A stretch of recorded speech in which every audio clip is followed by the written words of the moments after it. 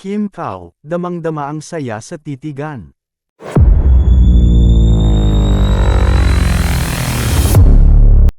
Patapos na ang taon, at hindi may kakaila na isa sina Kim Chiu at Paolo Avellino sa mga love teams na talagang umalagwa at nagdala ng kilig sa kanilang mga fanny. Ang tambalang Kim Pao ay sinubaybayan hindi lang dito sa Pilipinas kundi maging sa ibang bansa, patunay ng kanilang malawak na fanbase. Muling ang pinakilig ng Kim Pao ang kanilang mga tagahanga sa ABS-CBN Christmas Station ID 2024. Kasama ang ibang kapamilya love teams tulad nina Donnie Pangilinan at Bel Mariano, Francine Diaz at Seth Fedilan. At marami pang iba, tunay na nagningning ang tambalan nina Kim at Paolo sa holiday-themed video. Pero ang talagang pinag-usapan ng mga netizens ay ang kakaibang lambot at kilig sa titigan nina Kim at Paolo. Say nga ng ilang fan, hindi nagsisinungaling ang mga mata. Damang-dama raw nila ang genuine happiness ng dalawa sa bawat eksena.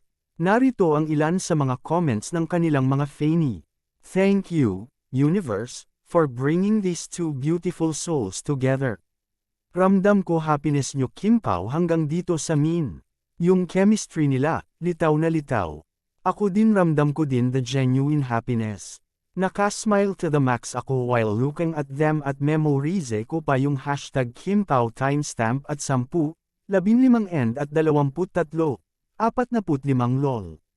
Sa sobrang dami ng nakakakita ng kilig sa tambalan, may isang fan pa nga na nagbiro tungkol sa malawak ng ngiti ni Paolo sa video. Salamat kay Kim Chiu, na-realize namin na may 12 upper teeth pala si Paolo. Kaloka. Hindi naman talaga maitatanggi ang natural na chemistry ng dalawa. Lalo na't napatunayan ito sa mga seryeng pinagsamahan nila ngayong taon.